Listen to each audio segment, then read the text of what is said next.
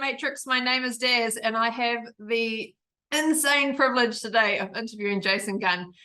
He is an incredibly proud father and husband and grandfather of recent times, a legendary radio host, an author, an entertainer, a TV presenter here in Aotearoa, and genuinely, and I say this with the bottom of my heart, one of my absolute childhood heroes, and I'm so excited. Oh, I was so excited. Jason is the ambassador of Big Buddy and Maya. He is a writer, director, and producer, the owner of Whitebait TV and founder of Easily Said. He's a patron for the National Youth Theatre Company of New Zealand, and he's a true advocate for men's health here in Aotearoa, which I take deep respect for all of the things and all of the conversations that you're starting, Jason. It's epic. So thank you so much for your time today, and welcome to the Good Day Matrix. Thank you. Thank you. I mean, that is an intro. I always get nervous because I hear that and think, wow, it can only be downhill from here, can't it? It's like you go, wow, he's done all that. I wonder if he's doing anything there. I mean, is he really gonna sit back and go? I mean, that was a long time ago, some of that stuff, Jason. So I want to thank you. I want to thank you for your beautiful words and your passion. It's wonderful to be here. Thank you. Well, as we talked about, we do all things wellness here at the Good Day Matrix, and we make sure that it's all free. And one of the things my heart and soul believes is that wellness is not a product. It's not something you can sell. It's not a pill. It's not a weight. It's not one marathon run. It's every day, and it's interconnected, and we can't do it by ourselves. So that's why we tell these stories and talk to amazing people like you to share. So we'll start with body, and then we'll just move through our pillars and go for it. So in terms of body, what activities do you do for your body, Jace? Not enough. Not enough. Well, here's the thing. See, I'm one of those people who, and I think a lot of us fall into this category. I know what I should be doing. Sometimes I do. This morning, I got on my bike. So there you go. Right. Been a while. So in my mind, I think I am still 23. No, in my mind, I think I'm still 17 and I play for the Christchurch Boys High School First 11. I don't. So I don't do enough. Right. I do understand. Look, a lot of this comes back to the fact that 4 or 5 years ago, I had a massive heart attack, right? So when something like that happens, obviously you get the fright of your life. And as well as that, you start questioning, is it my fault? Is there something I could have done better? Or I was at the gym at the time. So straight away, gyms kill people. Okay? No, they don't. No. Straight away, I was like, what am I doing here, Jason? It's a sign, stop exercising. So, and that probably affected me too, in terms of how I exercise. I probably have had a fear of exercise, not, heart because I guess when you've had a heart attack, you're quite angry at your heart, so you're actually, you don't want to hear from it, loudly. So I remember the first time going for a run after my heart attack, just and hearing that little heartbeat and being grateful, but also a little scared because it was like, oh right, so you're still there, but are we on talking terms now? Are we good? Look, I don't do as much as I should. But look, I have a really awesome indoor bike at home, which I just love. It's got a big screen on it, so it takes me different places around the world, and the bike goes up and down depending on the terrain. So it keeps my mind sort of sharp as well. So plus we live on 10 acres, and look, my wife's not here, so I can say it because she's going to go, oh my God, don't sell it like you're out there working, because you're not. We go. But since she's not here, I do a few Ks that get walked. So it's good to get out there doing some stuff. So I wish I did more, but I'm not going to beat myself up for not. No. And there's so much more to body, right? It's not just moving, it's sleep, and it's eat food, and yes. all those things in between. It's And all of that, we mean to get perfectly, brilliantly well, like the book that we're reading at the moment, but we're never going to, and that's okay. And wouldn't it be boring if we were perfect? So every time I go on holidays, when I read the most, and I recently was on holiday and read all about, the pillars of well-being, and thought, okay, I'm right. And I came back and I was like, right, we're gonna sleep, we're gonna eat, we are sugar, goodbye. Like all these things I was gonna do, and the more you just get a little busy. True. And so I'm learning to cut myself some slack and just, continue to seek some form of self-improvement every day, just in a tiny way, Yeah. And that's, I think, the key, like whether it's talking about sustainability or exercise or mind or anything, like cut yourself some slack. That's such a key message, because, like how many times, I don't know how many times I've gone, I'm going to meal prep on a Sunday so that I eat well during the week. The Sunday comes and the kid's sick or whatever happens, and then you just hack yourself for a whole week going, oh, this wouldn't be happening if I'd done this. And we're also inundated with people who make us feel like they are doing it, and they're not. They're not. They're marketing people, aren't they? So we see the 3 or 4 minutes a day of them. We see them, we think, wow, to be like that. But then are they? What are they giving up? It's funny that you mentioned, like, having kids. It's I remember the day they got to a certain age where I went, what do I want? Better abs, or would I like to find my abs, or would I like to spend time with my children? What an absolute no-brainer. It's like, so our definition of success changes as we get older, and we're lucky enough to have beautiful children in our life. To me, it's all just about quality time. So we're always changing up. Well, where you place your value, I think, is a really important part of decision making as you learn and grow and experience new things, and actually be able to kick things off and prioritize things that matter. And for me, like having a heart attack, obviously, life's priorities they get put right up there on your face straight away. It's like, wow, it turns out me being good at work doesn't count for anything today, as I lie on this hospital bed thinking, how long have I got? So it's a gift I wouldn't want anyone else to get, but it's a gift in many ways that I was shown sort of what's important. I remember speaking to Gilbert Anoka, who's an amazing psychologist who works with the All Blacks, and he said to me, Jason, it's not until some of us get a second crack at life that you realize you only get one crack at life. And I thought, it's very deep, Gilbert, but I'm going to go with it.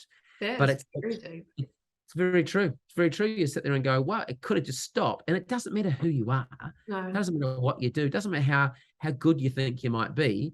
If your body just decides to give up on that day, well, that's it. That's it. One day we'll all dress up in black clothing and say some nice words about Jason. We'll get on with our lives. So that was a bit of an eye-opener for me. That was sort of like, well, it can be taken at any time, right? So let's just find a little bit of joy in every day. Lord knows it can't be there all the time, but let's just try and find something every day.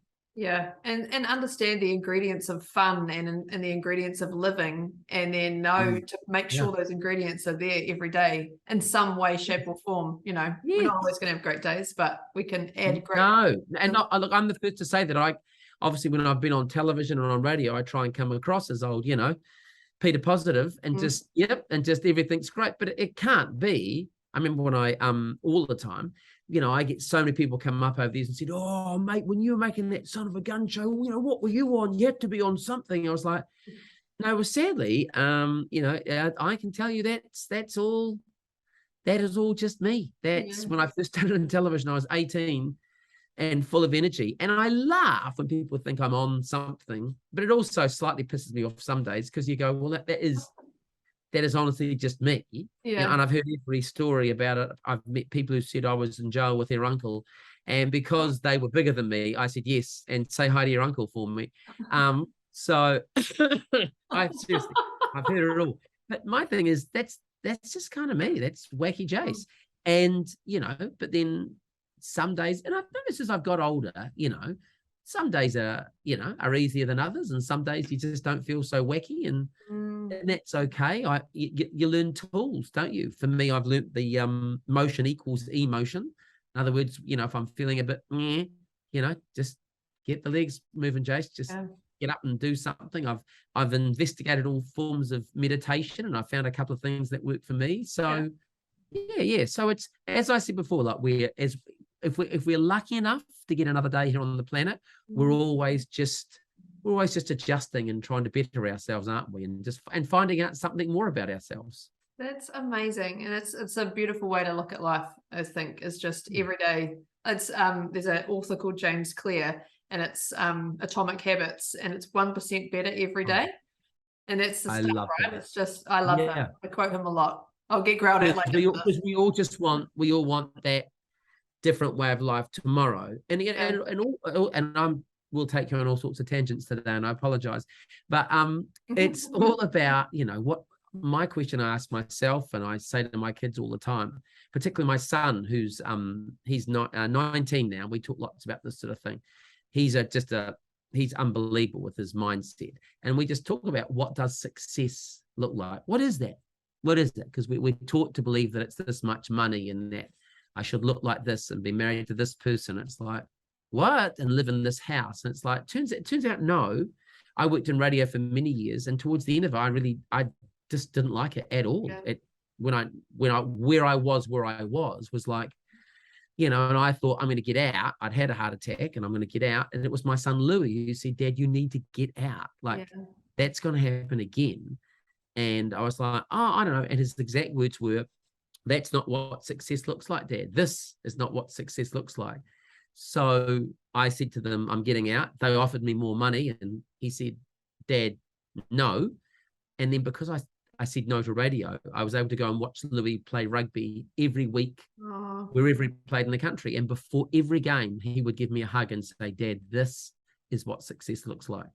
And it's like, and so that's we all need to be reminded of that. If you were successful, what would your life look like? What might be in it? Turns out you might actually be a lot closer than you realize, Just saying. I need to remind myself of that all the time. So that ain't me preaching it. That's me reminding myself. Preach away, man. That's the honest, but that's the stuff. That's like, just appreciate. We talk about like savoring moments, and that's stuff is a hug from your kid can either be as you're running out the door to work and be like, okay, have a great day, bye, or it can be, I love you, and I feel your energy today, and I can feel you're off. Are you okay? Like there's all these totally things. Yeah. I love you use the word moment there. It's one of my favorite words in life, because life is just made up of moments, right? And my challenge to everyone is like, try and make a moment with someone today. And that moment, so I've had this thing for, I think it's almost 4 years now, every day, well, Monday to Friday, I shout someone a coffee who it's just a stranger in a shop. I'll be in a shop, I'll go, hey, I've got this. And I love it because it always creates a moment. People go, oh, no, oh, all right, okay, thank you. And then you have a quick conversation about how are they? And I always say to people, a moment starts by asking, how are you? But a moment really happens when you stick around to listen to the answer, right? We're so quick to ask how people are. And then it's like, really? Yeah. Did they really go in? Really? And I just think that's when all seems cray-cray in the world, you think it's not fixable. Yeah. I go, it's never actually been more fixable. It's just we need to start looking after one person at a time. Stop critiquing and just thinking, who is there that I'm going to meet today that I could just create a moment with and just make them feel important and valued and heard. And it's kind of all it takes. It's not hard, right? Yeah. Those moments are the thing that turn someone's day around from absolutely crashing and burning to that pivot. Well, an accidental moment. And I share this with you, not to be, oh, look at me, just because we can all be here. I once shared a moment after my heart attack about taking medicine and how I felt it had aged me like 60 years. It's like I never took tablets, and all of a sudden I was taking 5, right? And I was like, well, some days that used to really just get me down a bit because I thought I was quite a healthy guy. Anyway, I went on Facebook and I just told the story about, hey, look, maybe I've worked through this, but maybe you're there now and it's okay. And you're not old, you're just different. And I said, it's the way you look at those tablets. So I take those 5 tablets every day now and I go, these are my superpowers. These are going to these are going to get me to be the man I want to be for as long as I want to be. You know, this is what it takes. I'll take the 5 tablets. Anyway, look, about a week later, I get this person who comments on Facebook. It always amazes me how publicly people will share where they are. And this one woman just said, hi, Jason. I just want to say thanks for your post. I took my kids to preschool today, and I just thought I'm just going to end it today. And I gave them a hug, and it's just been, I know. And I'm like reading this going, okay, well, like I am nobody. I'm just a guy, like, please. And, you know, this, which is why I'm telling you this, because we're all just a person. And she said, yeah, I hugged my kids goodbye. It's just been too much. I've just been through the health system. It's too tough. And I'm not dealing with it. And she said, and then I don't know how she got on my Facebook page, how that managed to fit into the equation, but thankfully she did. And she said, and I've just seen your post, and she said, I'm just letting you know I'm going to stick around for a bit. And I'm like, okay, wow. Now, again, please, that's not some Jason Gunn voodoo magic. That's just a person who posted something positive that another person saw. So I made sure I got in touch with that person and got them to seek some real professional help from someone who knows what they are talking about. But that's just a moment. I could have seen it as just as a post, right? Me saying, hey, but something happened in that moment that I wanted to share that somebody watched, and she's still here. And we all have that ability, every single one of us, every single day. So I think we forget that, eh? We do. And we get caught up in what's going on in our own lives. Yeah. That's incredible. And it's the greatest point. I'm never going to move on from body. We're just going to stay here now. But those little tiny shares, if you can just help one person, it doesn't matter if you've got 1.7 million followers or you've got, I don't know, X amount of engagement or likes on your post. Like the fact that one person's life trajectory effectively changed that day. There's nothing better. Great word. Yep, great. I'm going to steal that and use it in a post coming up. I'm going to. Because that's what it's about. When I do a lot of coaching with Easily Said, and people say to me, I want more views, I want more likes, I want this. I go, how about you don't? How about we scrape it all the way back and go, how about you get better at talking to one person? So when I was on TV making the Son of a Gun show, what we tried to do every day was talk to one person, one child. Because, you know, in my mind, I would talk to, there you go. That's you. Obviously, I knew you were watching. And, you know, and if other people thought it was them, great. I tried to talk to that one person who maybe they had to come home from school, mum and dad weren't there. Maybe there wasn't a mum. Maybe there wasn't a dad. Maybe they had to let themselves in and sat there, and nobody had asked them yet, how was your day? How was it out there? And maybe everyone's a bit busy to go, hey, listen, I hope it was a good day. If it wasn't, guess what? There's another day tomorrow. And just have a moment. And whatever shit you're going through, I can't guarantee much, but I can guarantee that Jason and Thingy will be here to ask you, how are you? To stick around to hear the answer, and just to be bloody stupid, right? And hopefully that sets you on a trajectory, like you said, of like, hey, wow, you interrupted maybe not a good pattern of mine, but dang, that's all it takes. And I think the funny thing now is all those skills that I learned back being a children's TV presenter are the same skills that I teach all of my clients now, talking to real grown-ups. And it's that ability just to talk to one person and make them feel valued and heard. That's I could keep digging into this. So I'm going to get in trouble. Same. I love it. I just love it. Yeah. It's true. It's so true. Like, honestly, moments are one of my things. Like moments matter and moments add up, and it just moments connect. So important. Well, anyway. we're moving on, but I will say this. It's not when I teach people the power of storytelling. And I go, storytelling in business. I don't know. I go, ever been to a funeral? And I go, well, sadly, yes. What about when it's all just doom and gloom and we're all thinking we just can't get on? We just can't move on. I can't believe this person's not here, right? And then all of a sudden someone gets up and goes, I want to tell you a story about Sue. And someone tells a story, and it's a funny story about Sue, and we sort of laugh to ourselves. And then within seconds, we are guffawing. We're laughing out loud because you're going, oh my God, that is so bloody Sue. Oh my God, yes. And we're laughing out loud. And a story has the ability to change your state in an instant like that. Like literally take you from, I can't go on, to, oh my God, I love this person so much. Yeah. Oh my God, how lucky am I to have had this person in my life?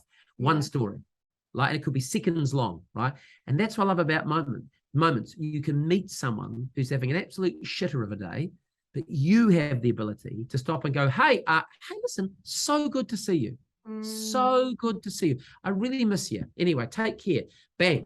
That's all you got to say, but your words have weight, don't they? They do. Yeah. Oh, it's fantastic. Fantastic. One of the things we've ruled out in our offices is saying, how are you? Because often people just go, good. And you're like, okay. And, and that's what we go around in corporates and work with too, is it's not that, it's what's going on for you today, or what's been happening for you, or how are you feeling today? Like trying to dig in further so that there's no yes or no or good shutdown. And then the second part of that is, when you say, how are you? Don't be like this, hey, how are you? Yeah. Like stop and go, hey, what's going on for you? And wait, because then they can't. It's my pet peeve. I see some TV presenters do it, and they'll go, kia ora, hi, how are you? Good to see you today. Hope you're well. Today on the show, I'm going, I'm sorry, what? Say to me? It sounded like you started 5 or 6 conversations. Like, I don't understand. Yeah. If it's television, I can't hear you say how you are. At least I'm going to go, how are you today?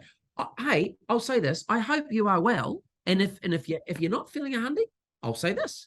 I think we can make things a bit better right now. And you go, oh, well, there's a moment right there. But it's that classic thing. Say what you mean and mean what you say, right? We've all been on that plane that lands, and the flight attendant gets on and goes, kia ora, welcome to Christchurch. We hope you enjoyed your time with us. Thank you for flying with Air New Zealand. Have a wonderful day. Mate wa. It's like, really? Sounded like you're on automatic pilot to me. So I love that. Say what you mean and mean what you say. Yeah. Classic. Right. I'm going to mind. So when we talk about mind again, often people just go meditation. I don't do meditation, but it's not that. It's so much more to that as well. So what sort of things do you do that make you feel at peace or relaxed? I'm into having an attitude of gratitude. So I'm into that really does just flip me. I can just go from to yeah. But I don't just think about it. I was blessed enough about 3 years ago. And I've always been fascinated by this man because how he speaks, right? Tony Robbins, he was in Perth, and I thought, I'm not sure if I'm into all of his stuff, but I've listened to some of his tapes and thought the man's a genius, how he can speak to people and, inspire and motivate people. So I went and I wanted to go and see him speak. So it was a 5-day thing, but I stuck around for a day and a half. And I got to see him, and his ability to talk about gratitude, his ability to take a room of 3,000 people and make us have a moment of gratitude and how that could change our state just blew my mind. Just like, wow, like gratitude literally it centers you in the now, right? Because we're so busy worrying about the what ifs coming up. But if we do just sit there and go, well, hang on, let me just be grateful for something I've got right now, because there would have been a time I didn't have that. And that was on my wish list. And now I have it, and it's just become part of my world. Yeah. So gratitude is a huge thing for me. Like, just every morning I try and start with 3, and then at the end of the day, think, 3 things I could be grateful for that happened today, sort of thing. And then meditation, I don't know. It's about state, isn't it? Like, when you meditate, you're trying to find a state. It can be stressful trying to meditate because the children are screaming, the dogs making noises, the phone's ringing. You're like, for God's sake, I just want to meditate. And it's just quite stressful.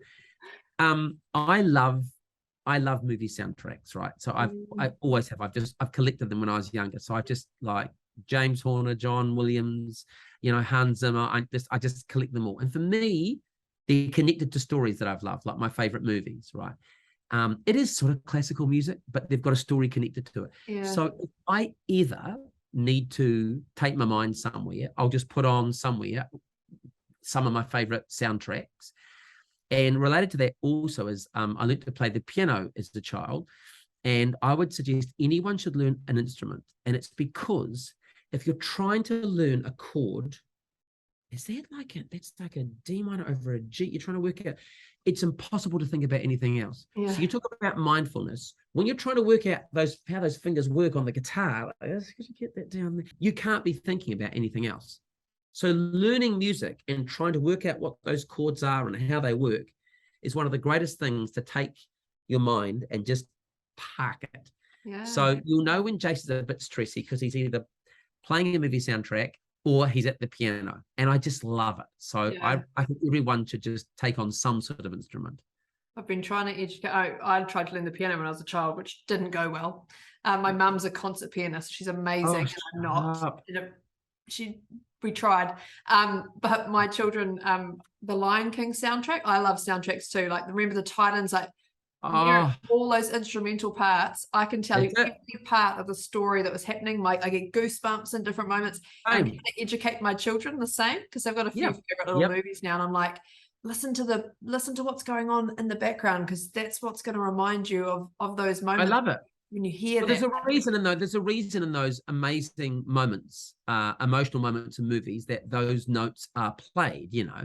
Yeah. And it's amazing. So when you play those notes again and listen to those music, you can actually, you know, steal the music and put it to your story. And it can make, if you want to feel grateful and you happen to have, you know, a certain track, the final track from the last scene of, you know, E.T. on or something, or you know, or whatever it is, it then becomes your music to your story, doesn't it? Yeah. So I find it really, really, you know, inspiring listening to music. And some soundtracks are just so peaceful. Yeah. Some are truly inspiring, and some I just tear up because I'm just so grateful. Yeah. I'll have a certain bit of music on, and you know, I'll hear that, and I'll just be grateful, and I'll think about my kids or just things I'm grateful for. And you think, what a powerful place to be able to go. To be able to go to. And you know what?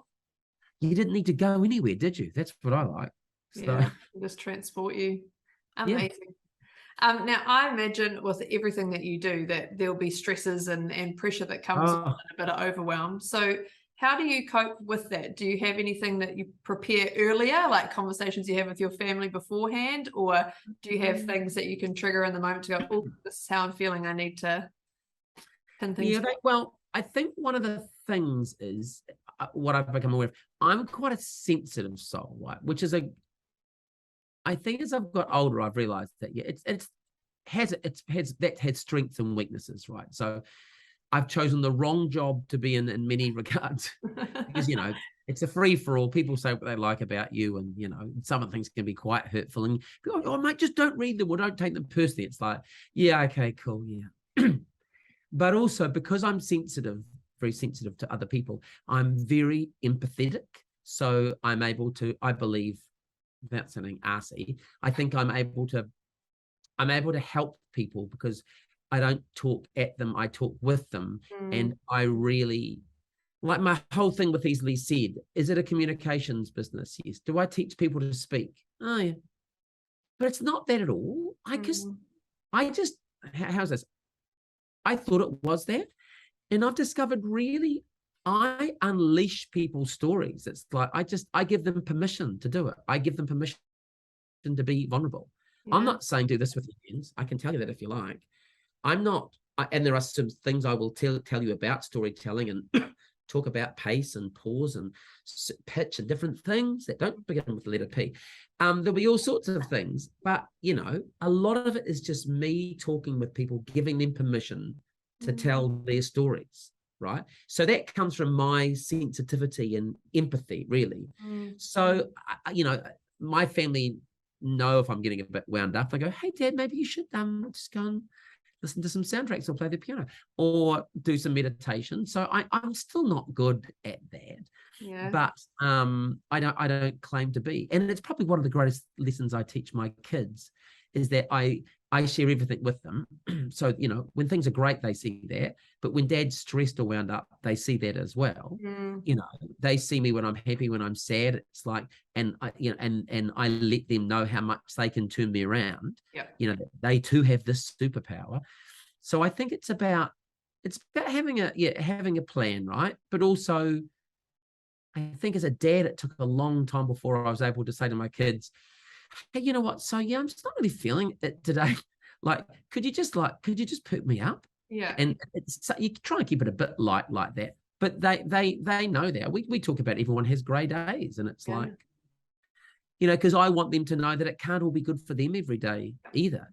And when it's not the end of the world. So, you know, the worst thing I could be would just be like, everything's okay 24/7 with dad. Because it's like, and because why can't you be like this? It's like, I want them to know, you know, there are days, you know, just it couldn't be better. But then there are days it's like, that seems a long way away. But that may only be one conversation away. So I'm lucky I have a good openness with all of my children that I can ring them and go, you know, but how's your day going, Dad? Yeah, you know, just one of those, I reckon, eh? And bang, they're just there. Sometimes they don't have an answer for me. Sometimes they just listen to me or just ask me some questions, and I love that. Yeah. Well, often that's back to that whole, how are you doing today, or what's going on for you? You don't have to solve what's going on. No. Hearing someone is 3/4 of the battle. They probably just needed to be heard that things had gone off kilter, or the roller coaster had taken a turn, and we're just trying to Totally right. back. Yes. And also just normalizing it to go like, yeah, I totally get that, dude. Seriously, I was just feeling very, very similar to that just yesterday. What? Oh yeah. No, you have every right to be feeling blah right now. There's a lot to try. You know, as I say to people, that the only thing to be certain about is the uncertainty out there. And right now, it's like, boy, you have every right some days for it just to be a little bit too much to deal with. And just to put your hand up and say that, and it's like, the rest of us will go, I get it. Yeah. I'm 3/4 of the room are with you, my friend. Yeah. So we'll go to identity. So one of the, like we said, all of these pillars of wellness intertwine and interlink, and identity is one of those things that often we forget is part of our wellness. So knowing who you are and where you come from is incredibly important, because it shows you why you react to things certain ways. It shows you, you know, why you believe a certain way. So tell us about your whānau and your whakapapa, and where you've hailed from. And so born and bred Christchurch, you know, and I've never been excuse me, more proud of that, just because with everything that we've been through, and you know, just with the earthquakes to start with, and then that horrific day in our mosques, you know, I mean, that I still get emotional thinking about it, because it's just like, that's not who we are. It's just like, I don't understand. And, you know, and I get a little angry because I think Christchurch gets pigeonholed a little bit with this, you know, you're just full of white, angry people. It's like, you know, look, there was a time where I think we were in need of any form of diversity, because there was just none there at all. I look back on the number of coloured faces in my classroom and go, how embarrassing. But move on, rest of New Zealand, because that's not Christchurch anymore. It's like, you know, we are a changing city, and we are so much more. Long way still to go, but you know, we are changing. So I'm very, very proud of that. And also, like, just as Cantabrians living through that earthquake, like, there have been times when we've come together to get through the worst of times. And you know, that's, you can't teach your children what they witnessed, you know, through those days of just togetherness, and just how we just went up to strangers and asked how you are, and dug liquefaction with them and said, hey, come on, we've got this, come on, we can do this. So I'm very proud of that. My mum, so the Gunns are Scottish, that's from my dad's side. Interesting term. The Gunn family motto is basically it translates into is it Aux Pax, Aux Bellum, which translates into peace or war. It's like, wow, no shit, Sherlock. Wow, I mean, what's that? What does that mean exactly? Like, is that buy me either, you know, either you're my enemy or next drink's on me? I don't quite understand. My mum, I think, has more Irish heritage, which is fun enough, because the Irish and Scottish accents are my two favourites. Mum is one of the greatest storytellers I've ever met. She's 86 years young, touch wood, and is all very healthy and well. And she can just light up a room. She's interesting and she's interested. Like, I've never met anyone who can just ask more about people. And now, how's this? And she's not nosy. She's just interested in everything you're doing. And you'll meet her once and she'll go, now how's, and she'll know your name, and she'll ask about your mum. And she taught me, I think, the joy that you can get by bringing joy to others. So I see she's just so social, and I see how she lights up a room, and I'm like, that was like a superpower to me. Like, wow, how do you, like, you make people laugh. You're interested and interesting. So she's been a huge influence, in my life. And, as Dad, who sadly isn't with us anymore, was as well, but Mum, in terms of storytelling, very much that. And then my brother Andrew, just amazing, just the smartest and kindest man I've ever met, and so smart. Sadly, I think Mum and Dad probably thought they had a second smart mum with me, and discovered too late in the piece that it wasn't to be that way. But Andrew's always had this amazing ability. His IQ is unbelievable, but he's never ever sort of ruled that over me. He's always been that older brother who would explain stuff to me, which is why I think I love children's television, because it was like, well, what if they don't get that?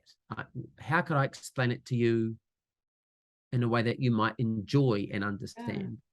So, I went through most of my life feeling a bit of a dummy. And then I'll say this quite openly now, I just think I had some really average teachers. Yeah, bless. I just think I didn't have great storytellers in my life. It's like, what's one of the many reasons, if you really dug deep, I'm doing easily said? It's because I want people to be better at explaining stuff than my teachers were at explaining stuff to me. I just want people to tell better stories and communicate better. When you look back at your favorite teachers, right, what were they? They were great storytellers, right? It wasn't because they were brainier than the other teachers. So, so mine was a bit of an interesting journey through school, feeling not quite good enough. But yeah, so my family have been just amazing, and they've always let me be me, that noisy kid in the back of the car. And, and Andrew and I are very different, but similar in some regards. But I think the greatest parenting thing they showed me was like, let all of your children, they may look a bit the same and be a bit the same, but they're not the same, are they? So, that they taught me to bring up every child as every child is different. So I was very, very lucky to grow up in such a supportive household, where I could be me, because in other households that Jason Gunn would have been shut down. So, yeah. True. Like, shh, I've got a meeting. Shh, not now. That's enough. You're not that funny. Shut up. Yeah. My son, you know how so I've got two boys at school. So my youngest, when his teacher wants attention, it's the, and they clap back. And then my eldest one goes, Mum, what does a flat tire sound like? And I was like, what? And he goes, what does a flat tire sound like? And I was like, I don't know. And he goes, shh. And apparently his teacher says that. She'll go, what does a flat tire sound like? And the whole class has to go, shh. Love it. Yeah. Like, it's very well done, set it a standard. And don't you just love that? Because that also says to me, that sort of teaching, it just shows such, it just shows respect to the kids. That, hey guys, I really want you to be quiet. I understand though. How can I have some fun with that? What is a flat tire? Oh, that's right. Yeah, shh. So, you're disciplining them, but you're also, you're just trying to keep it as light as you can, right? Yeah. No, very true. So we'll move into community. And so when we talk about communities, people again sort of think rugby clubs or netball clubs, and there's so much more to community, like knitting groups and walking groups and drama clubs and all these different things that we've got going on in our community. So talk to us about the different groups that you and your whānau connect to within the community. Well, I'm not much when it comes to this. I was thinking about this. My only now it's a positive in it and not a negative, but it's a bit of I have a very small friend group, possibly if I was going to be brutal honest with you, my 4 kids are my 4 best mates, right? They are, and it's beautiful. It's also it's almost my weakest link too, because now none of them live at home, so I'm like, hey, so what do you just want to come over and play some PlayStation or something? It's like, I know I should be hanging with other 53-year-old men, but I'd rather hang with my 19-year-old son. So, but they are. So I don't know. Am I interesting? I don't know. I say for me, I don't actually go to other clubs and groups per se. Do you know what it is? I think what it is because I grew up being Jason Gunn on the television, and I'm lucky enough and fortunate enough that people come up to me and go, oh, hi, Jason. So, if I go out, people will come up and they'll say hi. And 99% of the 90% of the time, that is great.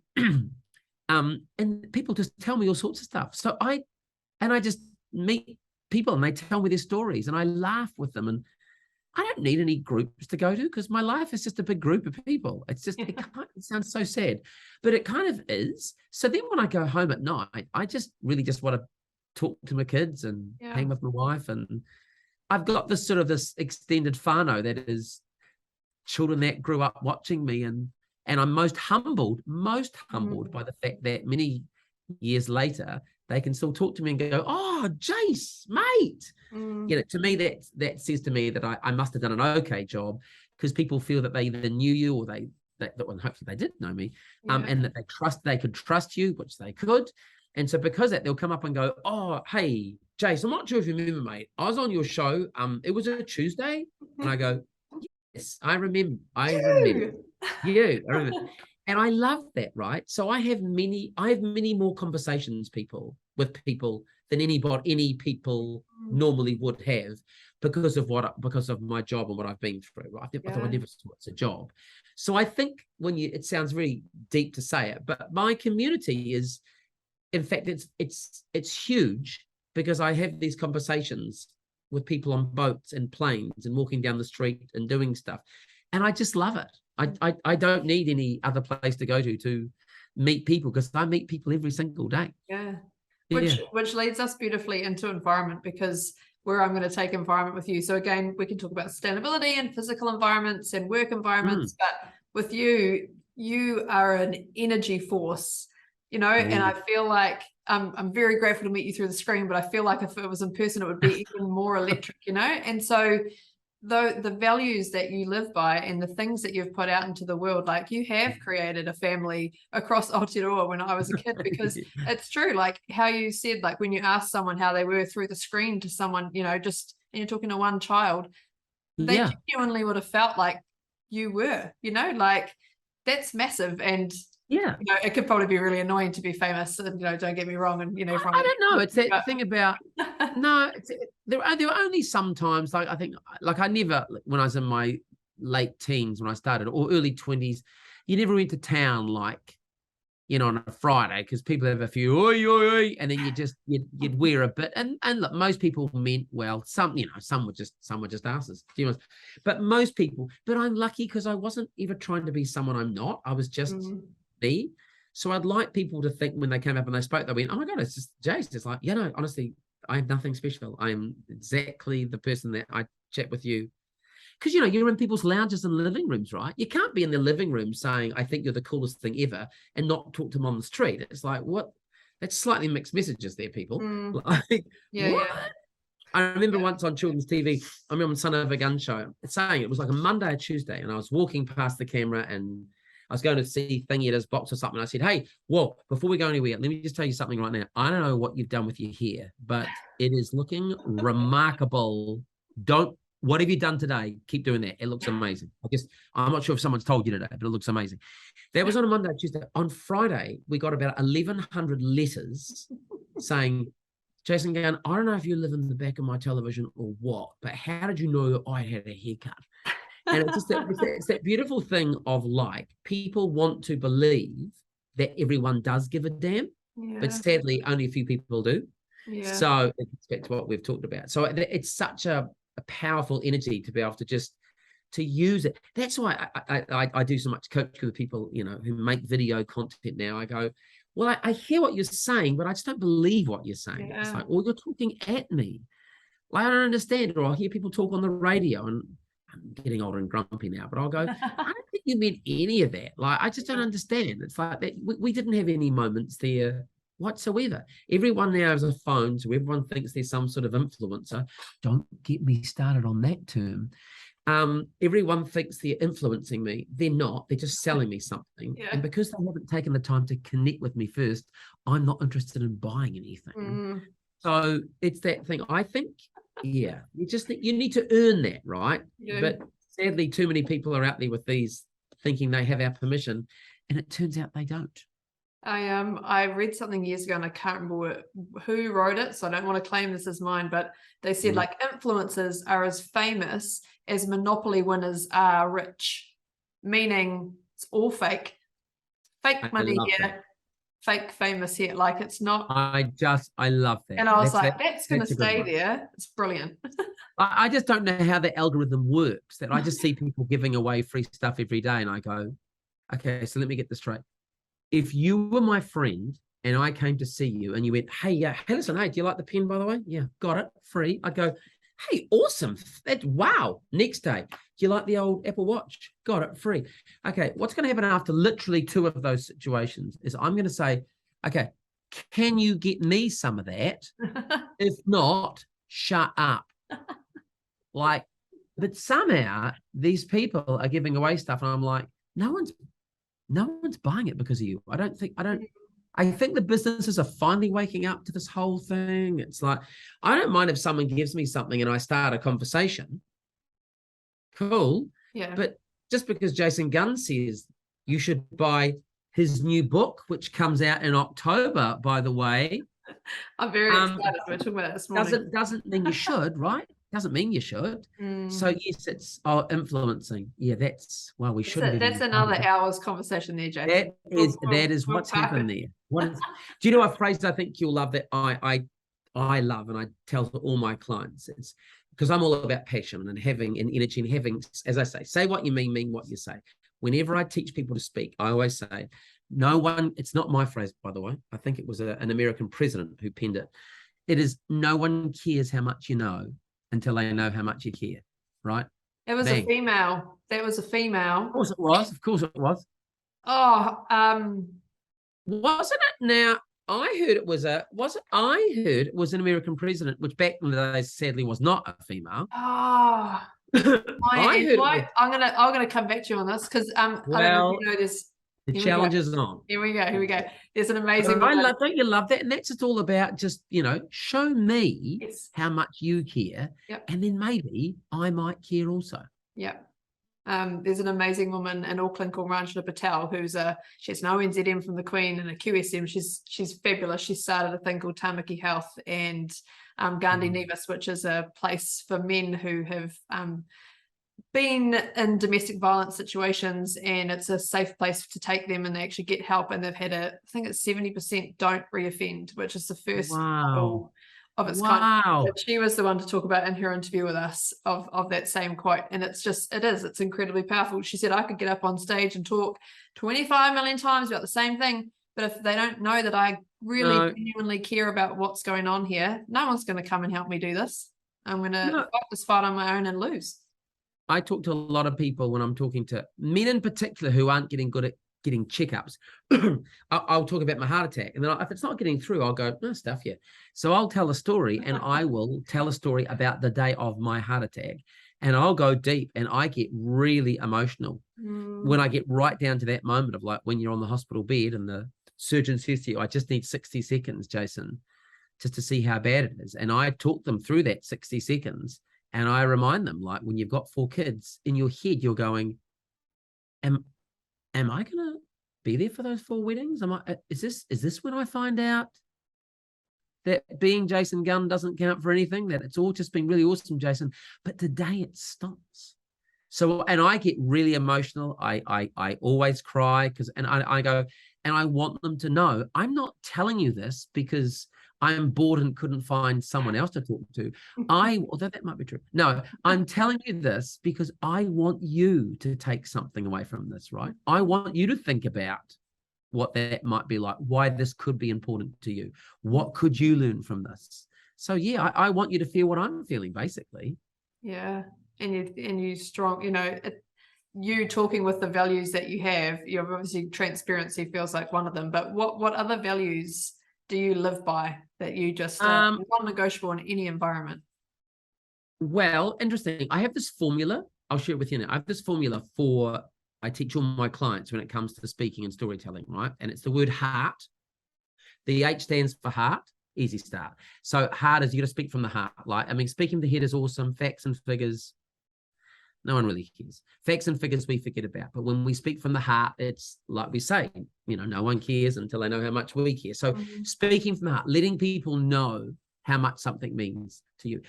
Empathy is the E. Empathy is understanding where other people are at. Like, it doesn't matter where you're at. First, see it through their eyes, sit where they sit, walk in their shoes. It's like, where are they at, When they understand that you understand, then we can start connecting, right? Too many people in life just turn up and talk or do, and they haven't read the room and haven't gone, wait, these people are hurting.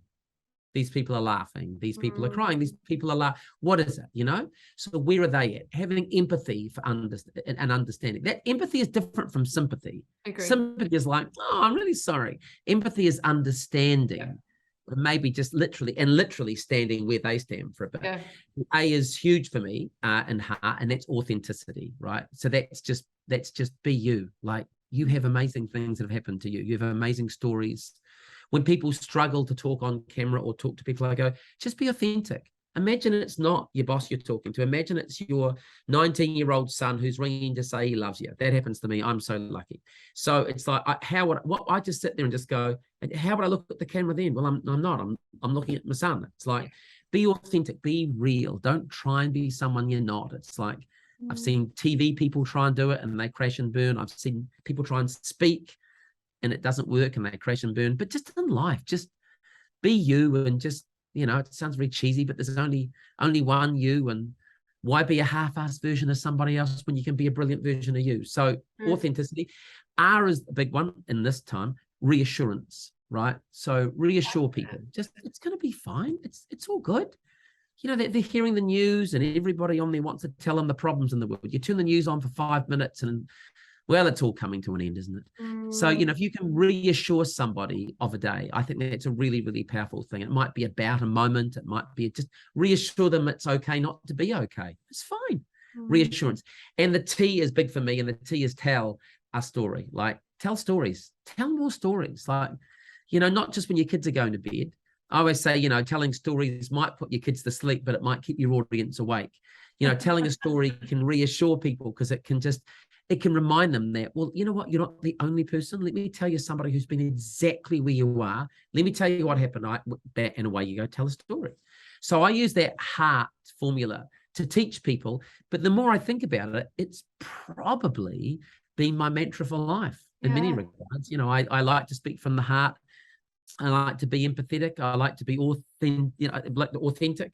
I like to try and be reassuring, and sure as eggs, I like to tell stories. So it's for me. That's brilliant. When you talk about empathy, we talk about perspectacles. Have you heard of perspectacles?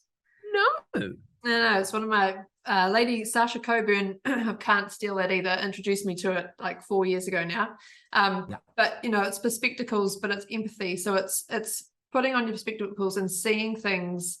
So, like COVID, and you were having Zooms with people, right? And so, my kids are actually over there watching TV, or I'm all good. But actually, someone else I'm talking to, their wife might have been at work and their child might be sick.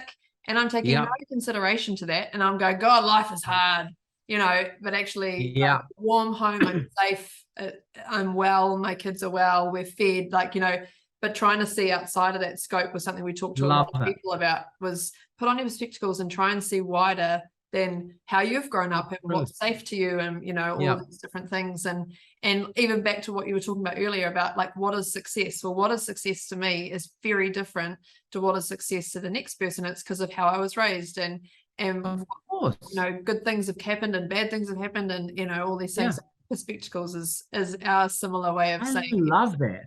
And it's like I talked about sympathy versus empathy. Someone said to me once, you walk past a person and they're down in a hole. Sympathy says, wow, that must be really difficult for you down there. I'm really sorry they're in the hole. I'm really sorry. Where empathy is about like, I'm jumping in down. Let me jump down there with you, and let's just see how the hell the two of us are going to get out of this hole. It's like, there's something about really understanding where other people are at, isn't there? It's true. I like that.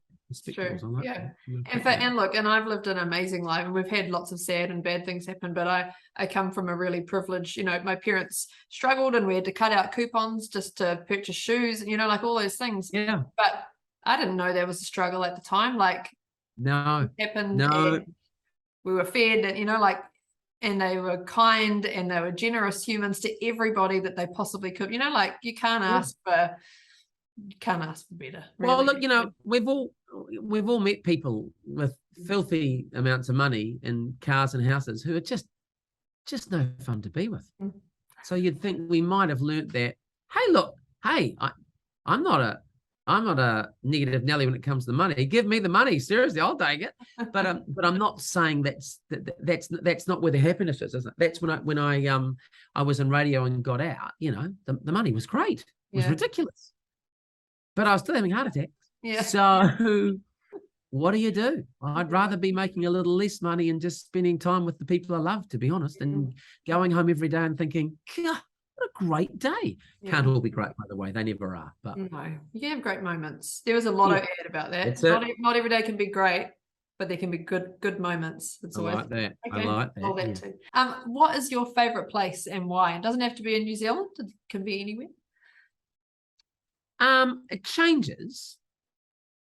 Well, home is delightful for me because it's my safe place, and we built on 10 acres in just out of Christchurch, so it's semi-rural, and it's a place I can sort of, I can just be me. The local area is pretty small, so everyone knows me. Oh, here's old Jason. You know, no one cares who you are or what you do. So it's like, I once put diesel in the mower instead of petrol.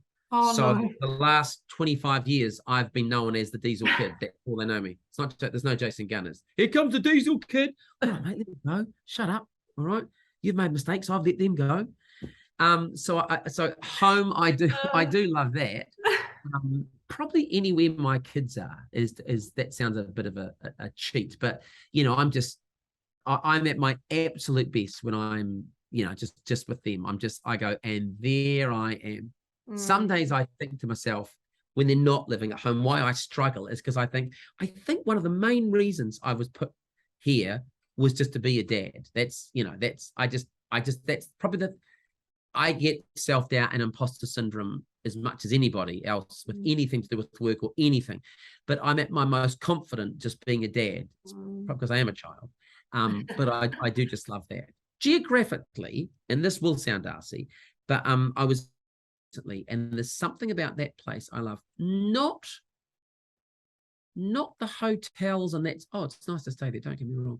But when you can talk to the locals and you understand really what joy looks like, what heart, what gratitude, you know. And sure, I go and stay at the hotels, and I don't speak to anyone else staying at the hotels. I make a beeline for the staff, and I want to know them all by name when I've left, because I just love them. Yeah, they're so grateful.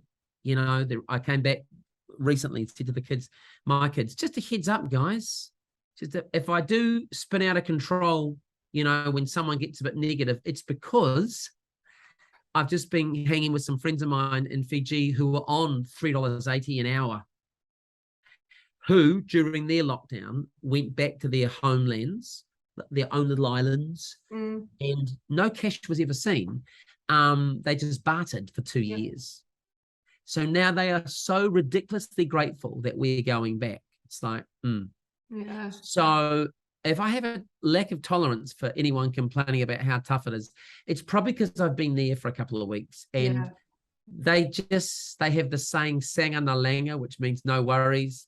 They just have a joy about them. They just, you know, some ignorant so-and-so would go, they have nothing, but we all know they have everything, right? Everything. So there's something about the culture in Fiji, apart from the sun, that is just true. It just fills my heart whenever I go there. And it is the people. It's just like, so there's something about there that I just feel so blessed when I go back there. I also connect with me. There's something about, I feel very grounded. And trust me, well, I mean, look, there's no generational going back for the guns in Fiji. There's no one looks at me and goes, Fiji, what did you, Jason? No, I don't.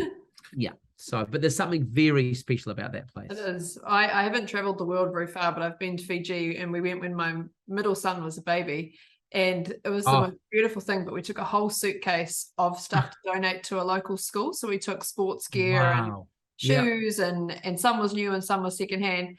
And so we got to go to the school and actually spend time. I'm a teacher by trade as well. My husband's a builder. And it was the bit that I literally walked into the school grounds. One of the teachers took my baby immediately. He was gone. I was like, I'm assuming he's coming back at some point. And then I love that. my Yep, other son took off, and these children wrapped themselves around my legs and were fighting each other, like grabbing each other's hair, pulling one off for the next one to grab my legs. But my husband played rugby with them for like a couple of hours, and I was in the classroom mucking around, and they just couldn't have been, just time was all they amazing, they were given. It was so cool. It was and cool. You know, they don't want for much, eh? We got to meet a beautiful family who have this island across from where the hotel was. We went out, and they said, "Oh, would you like to come to?" I thought, crikey, yep, I'm sure. No, I'm sure this will be fine. The Gunn, never seen again. No, but I thought they were just so beautiful. I was, oh my God. So we've got to meet them, and we've helped them out. We've supported them over the years because they've just been the most beautiful friends. And you know, and to look at them, they literally live on this little shack on the beach, and they're just absolutely amazing. And we went to see them a couple of months back, and sadly, the mum has recently passed away during COVID times. And I said to the daughter, "What is there anything you'd really like?" And she was like, "No, there's nothing." I went, what would you like? There must be something. She said, "No, we're all good, Jason. It's just so good to see you again." And we took them some food and stuff. I was like, no. And again, this is not to impress anybody. This is again the difference that individuals can make to individuals. And then I know that every day she gets up and she kayaks 20 minutes to the mainland to go to school and kayaks back. And then at night she gets a bit scared, right? So she had to sort of wait on the mainland until Dad gets the torch out. And then when Dad gets the torch out, then you know she's good to go. So I said, well, hang on a minute. So I went and bought two things. I went and bought her a torch, and I went and bought her a telephone. And I said, here's what's going to happen now. You're going to get to your little kayak there, and you're going to ring Dad, and you're going to wave your torch, and he's going to get his torch, and you'll be sweet. And she has this torch that she takes on the kayak now. The reason I say that, it's such a, egads, you know, what does that cost us really? A phone and a torch, for God's sake. And it's like, and again, so grateful. Well, I've had photos from the phone of the torch and photos of, it's beautiful. It's just absolutely beautiful. And it still sits with me, because every time I come home and, the bloody Sky dish isn't working. Bloody Apple TV needs to be rebooted. I go, easy up, Jason. Easy, son. Easy. It's all good. It's a good reminder to me today. I've been moaning about my watch. Now, it's not connected to my phone or anything. I just need it for fitness purposes. Yes. And it's 15 minutes out of time today for some unknown reason. And I've been so frustrated. I know, right? Why? I know. Yes. I get it. Yeah. We get caught up. That's why. Yeah. Silliness. All right. So our last one, we talk about portion distortion, and it's something that doesn't matter how old you are, where you come from, what you do for a job. All of us struggle with portion distortion, which is just all about time. So talk to us. What sort of challenges do you face when it comes to time? Right. Yes. Well, these devices do creep into my life a bit too much, you see. So I don't know. It's great to have that information there, isn't it? But that's why I'm saying don't give the kids assholes about using them, because we're as bad as that. We're worse than they are. Plus, we invented them and gave them to them. So it's my generation to blame. Probably sort of like, what would I say? My time management. I'm not. I don't know. My problem is when I get home, I tend to stay home. So I don't see enough of like my mum. I wish I saw more of my mum. She lives in the same city, by the way. I know, but I just get home. I'm a 10 acres, and I just, I don't know. That's possibly my biggest issue for me. I wish I spent a bit more time at the start of every day with me. I had this great thing about this, hour of power, or I'd love to be able to get up and just, and I used to bike every day. So I'm going to try and get back into that. In my perfect world, I wish I just gave myself a bit more time in the morning. I always say to people, we get up as humans, don't we? And we go, oh, well, see you, honey. I hope you have a good day. You too. And you go, hope. What the hell is that? What sort of plan is that? That's not not a lot of great things in the world and history happen because someone hoped something would go well. You know, so on those days where I get up and I semi-plan for it to go well, so I get up and I have a good breakfast and I do say some words of gratitude and I have an affirmation and I listen to a soundtrack and I maybe get on my bike. Imagine what that could look like. So I wish I did more of that as opposed to the ambulance at the bottom of the cliff, which is Jason feels a bit stressed. He should do some of that stuff. I think it amazes me as humans. What could we get done? What could we achieve? How powerful could we be if we just kept topping our tank up, even when it didn't need to be topped up? So I'd like to get better at that. That's my one thing I'd love to get better. I know I can't get it right every day, but I wish I spent a bit more time doing that, because it's the old thing. We can't fix others until we've fixed ourselves, right? I mean, and it's again, we come back to James Clear, but he talks about implementation intentions. And so that's that same stuff. So like, you know, I could say, I use this example a lot. So I've got a message here in my room. Everyone's got somewhere in their house where they dump stuff, you know, the dressing gown, the coat, the bag. And then it'll come to a set down, I'm like, right, I'm cleaning that up. That's it. So I tidy it all up and I hang things back up and I put things away. But then on Monday, it's back to being the dumping ground again, because I haven't actually put a strategy in place. Yes. So it's implementation intentions going, okay, well, first of all, that's a problem, but now how am I actually going to create a system around it that I don't keep doing the same? And excuse me, you feel like you've just solved world peace when you clean the chair up. Like, it feels unbelievable. Climate change has got nothing on me. I've just tidied the chair up. So I understand. You'd think because of that, we just don't. Yeah, I have a to-do list. That to-do list is just, wait a minute. There are 4 things on it. I'll share it with you today that I think I just do not think. Book and dentist. That's probably 8 months ago. Sort insurance. Still haven't done that. Sit license at AA, because my wife bought me a Vespa 2 years ago. It's like, what is going on there, Jason? I mean, just go and do it. What is it about that? So I do wish, because I get such a buzz out of doing things, wish I could just connect and just get more of a buzz by just doing a bit more. And those things will take you about 30 seconds to book, Jace. So by Friday, book your Vespa license, right? Right. I'm going to do it. You book it. You don't have to have done it. Just book it. No, okay. I'm going to do it. No, you know what? No, you know what? No, after this call has finished, after this meeting is ended, I'm going to book the AA. I'm going to do it. You're in. I'm excited. I can't wait to see you now on social media as an influencer riding your Vespa. As an influencer. Hi, guys. Would you like a Vespa? Cool. I haven't got one to give you. I just thought I'd show off this one. Oh, I had to pay for mine, though. So that's full price. I'm not an influencer. I wasn't gifted a Vespa, so sorry. Oh dear. I think we've nailed this one, but why is it important for you to make time to do things that you love and fill your cup? I think because for my own health, physical and mental health, for starters, number one. I think also as it's as a dad, what does success as a dad look like for me? I go, oh God, I get quite emotional thinking about this. I guess for me, right, there are so many lessons I want to teach my kids, right? And I think the number one thing is that, just being there for people is everything, right? Just drop everything. Just, I'm here for you. I'm always here for you.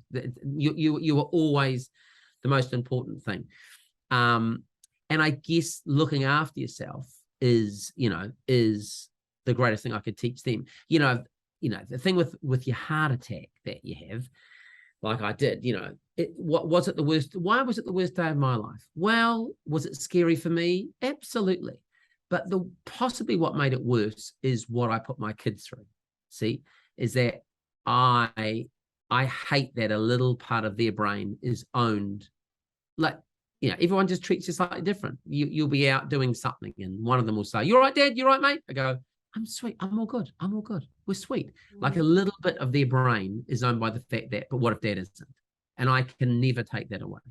So that always upsets me. But to counterbalance that, if I can look after me and they get to see a better version of me, and then they hopefully can see, well, what did Dad do to do that? Oh, well, he stopped doing that and started doing that. It's going back to that job in radio. What was the greatest thing about it? You know, I listened to my son who said stop doing it.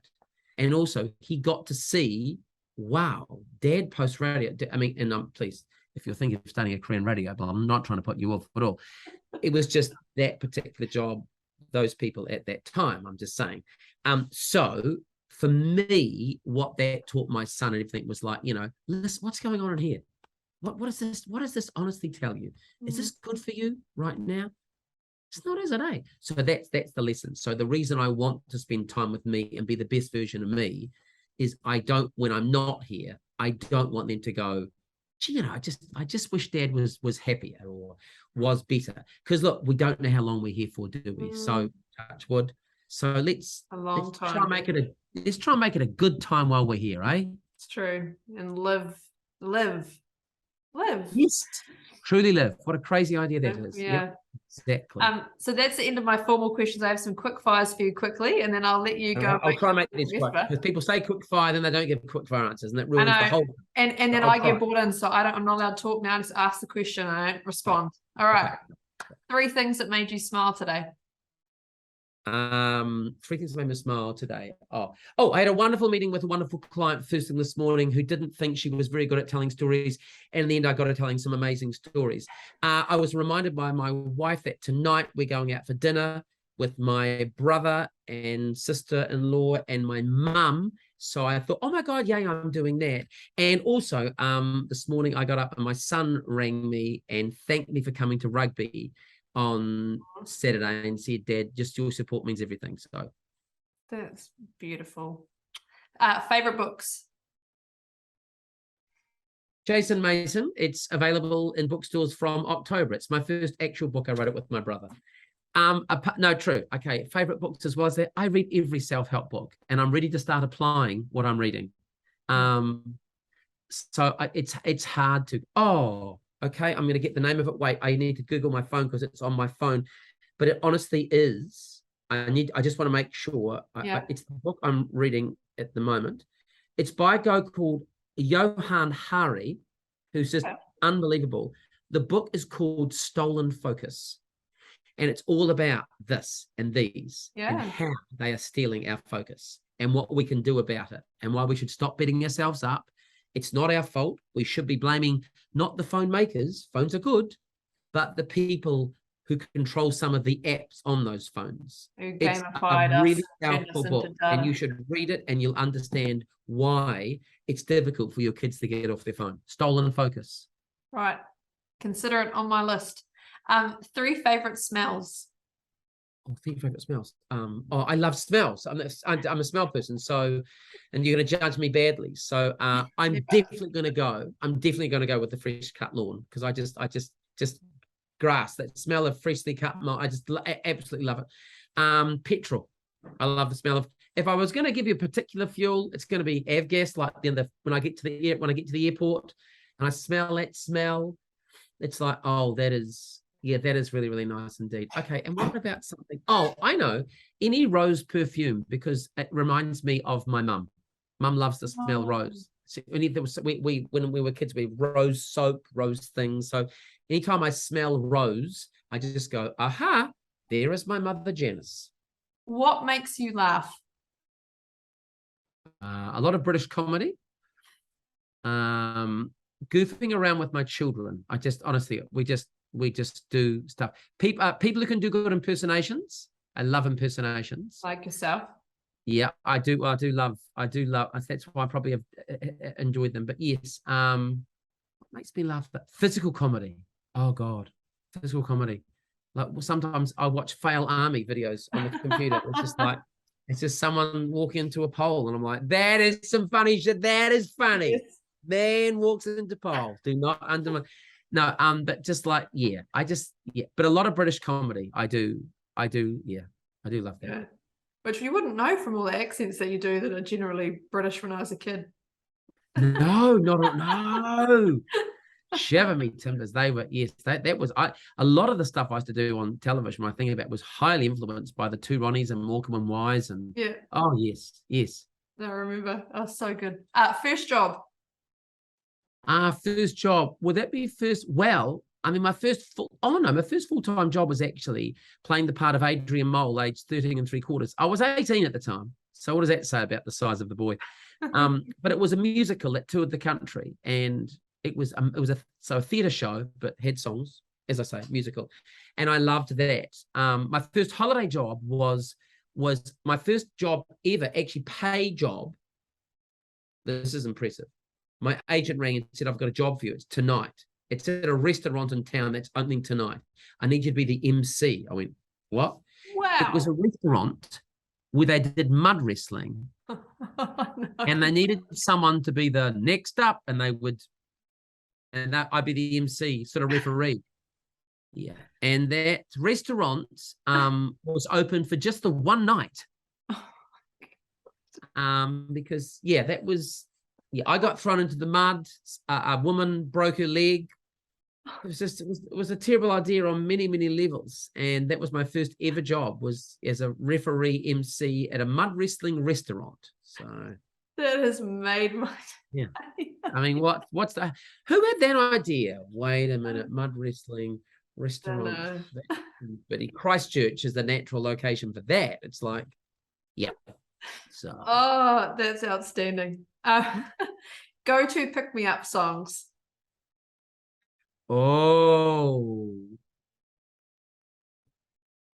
My daughter sends me playlists all the time. Nice. Pick me up songs. So I love musicals. So you see anything. So my daughter and I know lots of musicals. Faith is that we've got 3 daughters and a son. Our third daughter, Faith, and I love musicals, love soundtracks. So anything from a good musical, maybe from Wicked. She was in Hairspray. So something from Hairspray. Little Shop of Horrors, maybe. Maybe a little Phantom, Les Mis thrown in there. Something like, The Greatest Showman, maybe, because, you can't listen to those songs and not just go, oh, here we go. Here we go. Here we go. Yeah. I have a Music of the Night playlist on my phone, which is basically Andrew Lloyd Webber, but then mixed with other musicals. Very, very on the same page as you. There was another song, and I'm so sorry. I now have ruined the flow. But there's a song. See, look at me. I'm on the phone all the time. I'm not. But there was a song called, and it's Good Morning. The problem is, here it is. Okay, the song is called Good Morning. And it's by a guy's name is Alex. That's easy. Alex. Last name is Aiono.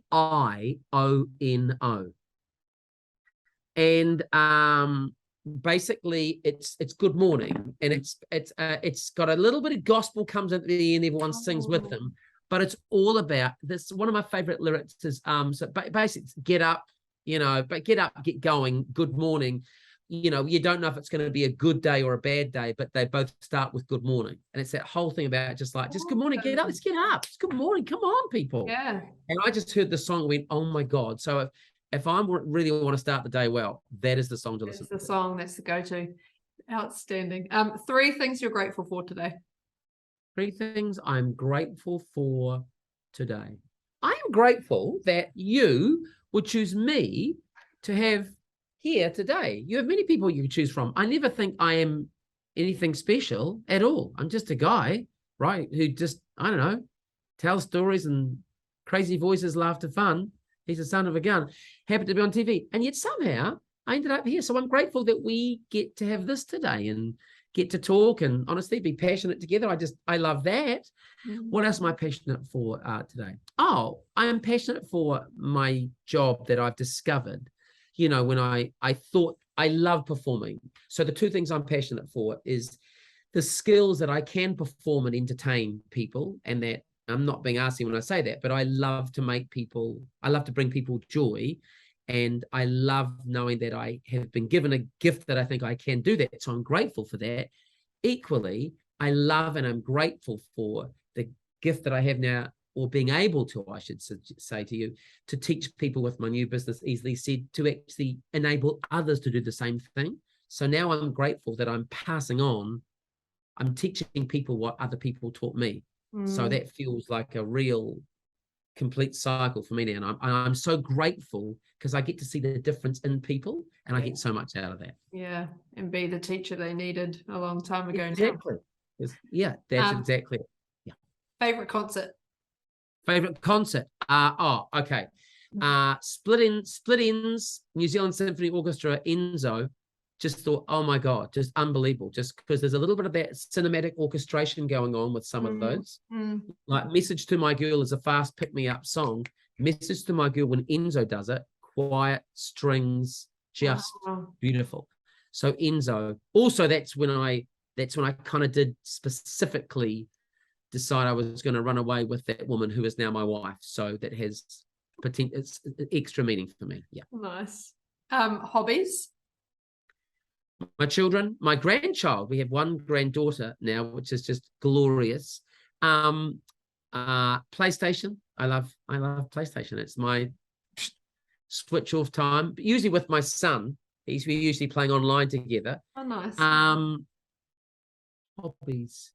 Interesting, isn't it? Oh, yeah, I do. Okay, so the only thing I ever built many moons ago, which I managed to keep through having 4 children, was I built a home theater room because I just love movies. That's it's magic. Cinema is magic to me, right? So it's escapism, and I just love it. I laugh, I cry.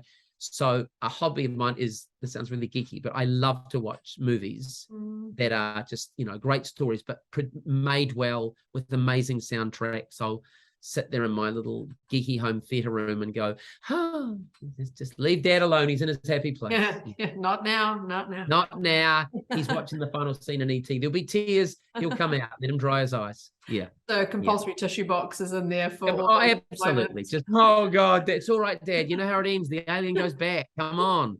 You've seen us 3,000 times. Yeah. And just obviously just hanging with my kids too. Bit of golf with Louis. Love that. Bit of golf. So good. Now we used to always ask this question differently and say, what does a lazy day look like for you? But people got very funny about that. I don't have lazy days. So what does a recovery day look like for you?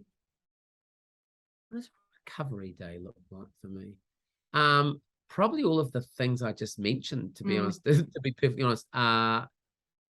Okay. So we're very lucky. So we live out in the country, right? So, and we built a pool, and we built this spa pool, right? And we intentionally built a really big spa pool, and that does just sound arsey. But the reason I say that is because I learned from a friend of mine I met many moons ago that, everything seemed to be all right in the spa. Amazing. Many arguments were solved. Physical injuries and mental injuries were healed. So a recovery day is, I'll often just head out there and just sit there, and we've got speakers outside. And I'll just sit there, and that is just like, Jason is in his happy, warm place. Note, I say warm, but not bubbly. I don't believe any spa should, I believe a spa with bubbles is just tacky. No, it's not tacky. My life can be like a spa with bubbles on, right? So when I have a spa, the bubbles come off because it's a metaphor for the bubbles in my life switching off. So I want stillness. I want calm. So a day of relaxation might be a cold winter's day, but I'm in that warm, big spa. Speakers are playing, speakers are on, bubbles are off. Life is good. And it faces back towards our house. And I often look up at our kids' rooms and I go, you know what? Touch wood. They're all well. I'm sitting in the spa. They're all good. If I'm lucky, they're in the spa with me. But if not, I just look back at the house and go, that is a house filled with love and filled with some pretty awesome memories. So it makes me feel pretty special. Magic. Last question of the day is qualities you love about yourself. Oh, shenanigans. What would I say? Well, they're probably back to the things that sort of I hold important, I guess, aren't they? So I like my level of, I like empathy. So I like that about me. I like that I honestly, truly do go out of my way to try and put myself in other people's shoes. It's like, when I see someone upset, I get upset. Like I need to right that wrong. Like that's not good. I can't, if I saw someone getting bullied or just someone who just felt less than they should, there's something in me, I need to fix that. Like that is not acceptable on any way whatsoever. And it's the greatest trait that I see in my own kids now as well. I'll tell you a really quick story because I love stories. I remember my son Louis playing a game of cricket, and he had to bowl the final over, and all he had to do was get 1 wicket. If we got 1 wicket, we were going to win. And the opposition had to just not go out in this final over, and it was going to be a draw, and a draw was fine. Or we could win by getting a wicket. They could never win it, but they could draw it. Anyway, and he bowled 6 balls in the over. He bowls 1, 2, 3, 4. On the second to last ball, he bowls it, and he gets this kid out. And this kid, and Louis' team were like, oh, and they're up and they're running around, and I'm excited. But then I look straight away, and I can see there's a kid on the ground who was batting who'd gone out, and I'm like, oh. He's just gutted. And I see Louis getting swept away with his mates. And he turns around and he runs over to this young boy and picks him up and goes, come on, mate. He puts his arm and he walks. And I'm just going, oh, my God. But it's that thing about, to me, I said to him afterwards, dude, I could not care about the score. I could not be more proud of that boy that picked that boy up. That, to me, so there's something in that which I, for some reason, truly value. Yeah. So I like that. And I think probably the other thing would be, although I've told too many stories with you today, it is storytelling. Like I like how stories can make people feel again, right? How you can change people's state, how you can make them laugh, how you can tell a good story, and you can bring joy with the story. So, and my Uncle Ray, his actual name, Ray Gunn, Uncle Ray used to come and tell stories at our family dinner table. And Ray Gunn, he's older than Ray Gunn. So, yeah. And so I love the way he could tell stories. I thought it was a magic power. I thought, how do you make people laugh like this? So probably those would be I know you said there were quick fire questions. My 2 things would be empathy and storytelling. I think that's what I like about me. I think there's heaps more too, but you've been very modest. I'll take that. At least you said some. Some people will pause and I'm like, I'll wait here as long as it takes for you to say something you love about yourself. Tell me you can find something. If not, we'll get us a couch, have a lie down. Exactly. We need to do more work. Well, Jason, thank you so much. I honestly am just buzzing. And I know for everyone watching this, there's so much good to be taken away from this, and so much to understand about other humans and what we can do in those moments, and all those things we can do to turn people's lives around just with just a little tiny touch of something special. So thank you so much. Epically grateful. Thank you. Oh, look, it's just been awesome too. And just honestly, and just know, this too, right? That thing about that. I'm not someone who's always got their shit together. I'm not, I struggle. There are some days that are really tough days, and just, what, and I've had my own little battles and stuff. We all will. We'll have plenty more of them, right? So I would just, I'd thank you for watching, and just go, look, however you are today, just hopefully it's a good day, right? And as I may have said to you when you were a little kid, if it's not a good day, tomorrow just might be. So hang in there. You're amazing. Thank you so much. Well, everyone watching at home, ka kite, thank you so much, and we will see you again soon.